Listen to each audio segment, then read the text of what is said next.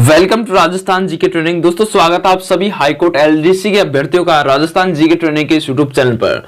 दोस्तों आज जिनका भी एग्जाम है उनको मेरी तरफ से बेस्ट ऑफ लक, हार्दिक शुभकामनाएं। एग्जाम को अच्छे से करके आना, हम आपकी सफलता का इंतजार करेंगे दोस्तों, ठीक है। और जिनका भी एग्जाम 19 तारीख को है, 19 मार्च को है, उनके लिए यह वीडियो है प्यारे साथियों, क्योंकि हाईकोर्ट एलडीसी में राजस्थान के लोक देवता लोक देवियों से संबंधित एक न एक प्रश्न आपके एग्जाम में जरूर पूछा जाएगा, ठीक है।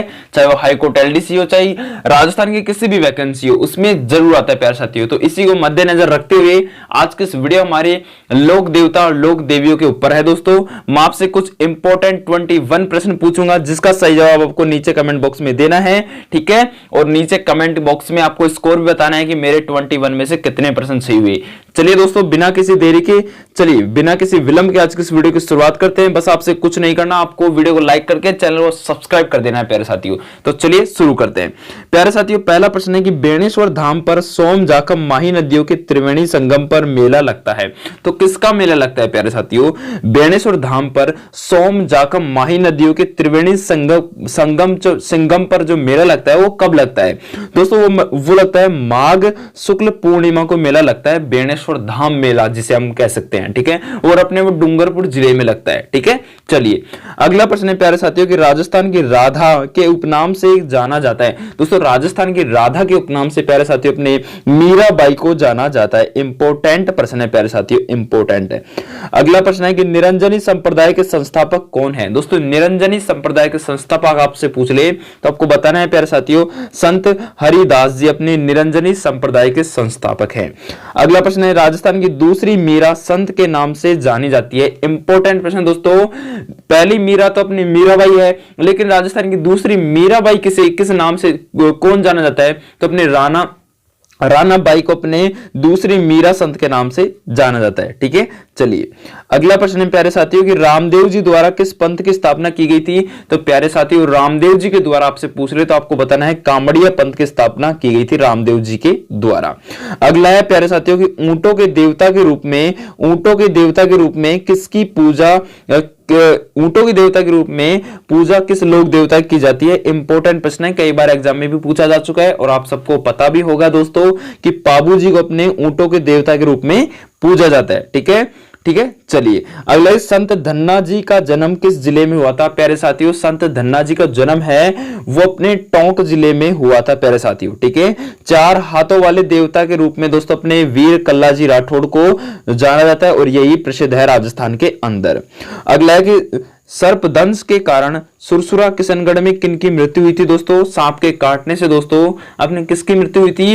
ये हुई थी तेजाजी महाराज की, ठीक है प्यारे साथियों, तेजाजी महाराज की। अगला कि गोगा जी का जन्म स्थान कौन सा है दोस्तों? गोगा जी का जन्म स्थल आपसे पूछ ले तो आपको बताना है ददरेवा। और ददरेवा कहां पे है? चूरू जिले में है प्यारे साथियों, ठीक है। चलिए अगले कुछ इंपॉर्टेंट प्रश्न है कि लक्ष्मण जी का अवतार के रूप में किस लोक देवता को जाना जाता है? आप सबको पता है, ठीक है, कि लक्ष्मण जी के अवतार के नाम से अपने पाबूजी महाराज को जाना जाता है। अगला है कि पाबूजी का मुख्य पूजा स्थल कहां पे स्थित है? तो दोस्तों पाबूजी का मुख्य पूजा स्थल आपसे पूछ ले, आपको बताना है दोस्तों कोड़ूमंड कहां पे? फलौदी में, ठीक है। और फलौदी कहां पे? जोधपुर में है प्यारे साथियों।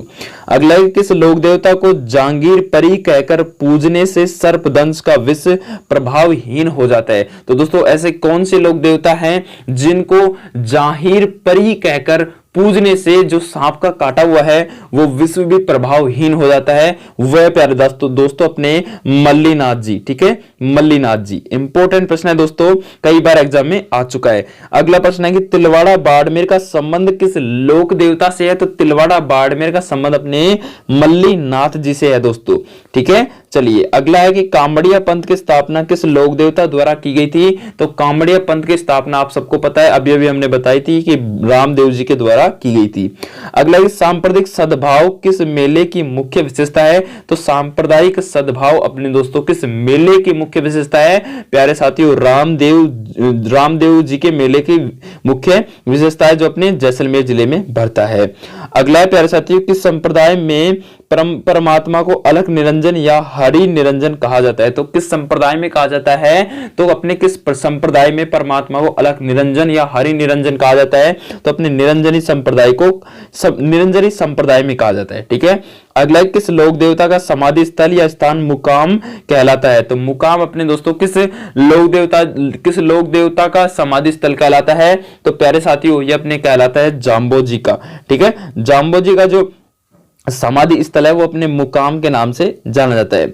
अगला प्यारे साथियों की लालदासी संप्रदाय के प्रवर्तक कौन है, तो प्यारे साथियों लालदास जी संप्रदाय के प्रवर्तक आपसे पूछ रहे तो आपको बताना है लालदास जी हैं। ठीक है, चलिए लालदास जी हैं। अगला कृष्ण भक्ति का विचार मीरा को किससे प्राप्त हुआ था, तो कृष्ण भक्ति का विचार अपने मीराबाई को दोस्तों अपने दादी से प्राप्त हुआ था। इंपॉर्टेंट प्रश्न है, कई बार एग्जाम में पूछा जा चुका है, यहां तक कि आरएस मेंस में भी यह प्रश्न पूछा जा चुका है। इंपॉर्टेंट प्रश्न है दोस्तों।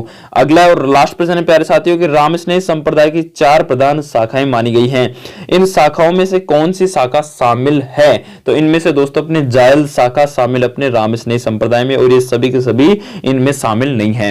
तो दोस्तों ये थे 21 इंपॉर्टेंट प्रश्न जो आपकी आने वाली प्रतियोगी परीक्षा अपने जो हाईकोर्ट एलडीसी है उसके लिए इंपॉर्टेंट साबित हो सकते हैं। आप नीचे कमेंट करके माध्यम से हमें बता सकते हैं कि आपके 21 में से कितने प्रश्न सही हुए। जिनका भी आज एग्जाम है उनको मेरी तरफ से एक बार फिर से बेस्ट ऑफ लक। बहुत बहुत धन्यवाद।